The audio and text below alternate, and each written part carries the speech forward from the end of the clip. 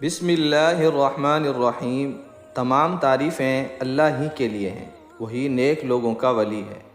میں گواہی دیتا ہوں کہ اللہ کے سوا کوئی معبود برحق نہیں، وہ یکتا ہے، اس کا کوئی شریک نہیں۔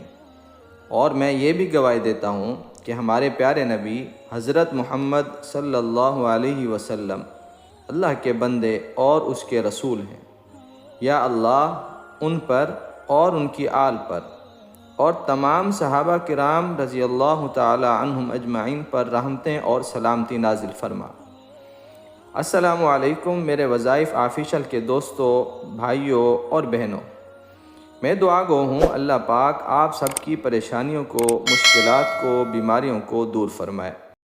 میرے وظائف آفیشل کے پیارے بھائیوں اور پیاری بہنوں، آج کی ویڈیو میں 16 رمضان المبارک کا مجرب عمل آپ کو بتاؤں گا۔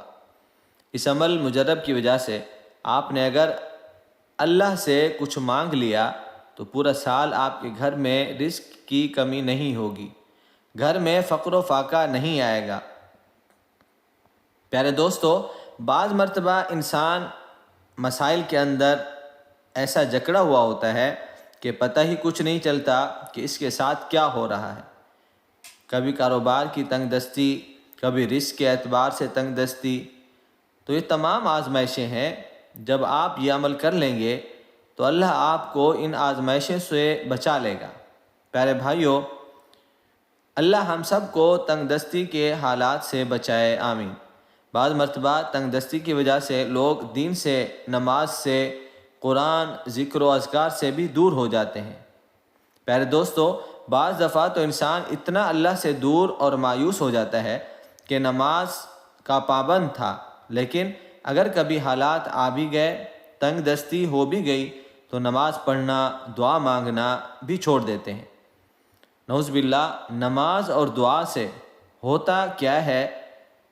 کچھ بھی نہیں ہوتا، بلکہ ہمارے تو حالات خراب ہو رہے ہیں، اس طرح کے جملے کہتے ہیں۔ اللہ ہم سب کی حفاظت فرمائے، آمین۔ پہلے دوستو، ہم تو صحابہ کرام رضی اللہ تعالی عنہ اجمعین کے غلام ہیں۔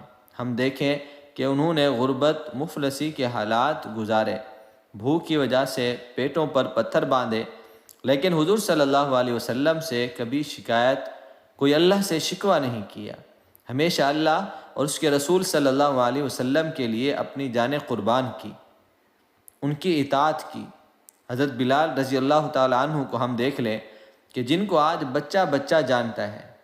آج ہم حضرت بلال رضی اللہ تعالیٰ عنہ کے نام سے اپنے بچوں کے نام رکھتے ہیں۔ یہ حضرت بلال رضی اللہ تعالیٰ عنہ کون تھے؟ حضرت بلال جنہوں نے غربت اور تنگ دستی کی حالت میں اسلام قبول کیا۔ ان کو ستایا جاتا تھا، گھسیٹا جاتا تھا، تکالیف پہنچائی جاتی تھی، لیکن صبر شکر سے زندگی گزاری، اللہ سے کبھی کوئی شکوہ نہیں کیا، پھر اللہ نے اونچا مقام بھی عطا کیا۔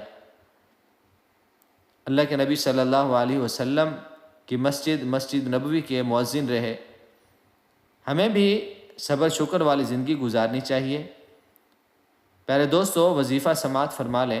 آپ نے اس آیت کو 16 رمضان المبارک میں 70 مرتبہ پڑھنا ہے اور اس کے بعد دعا کرنی ہے۔ وہ آیت کون سی ہے؟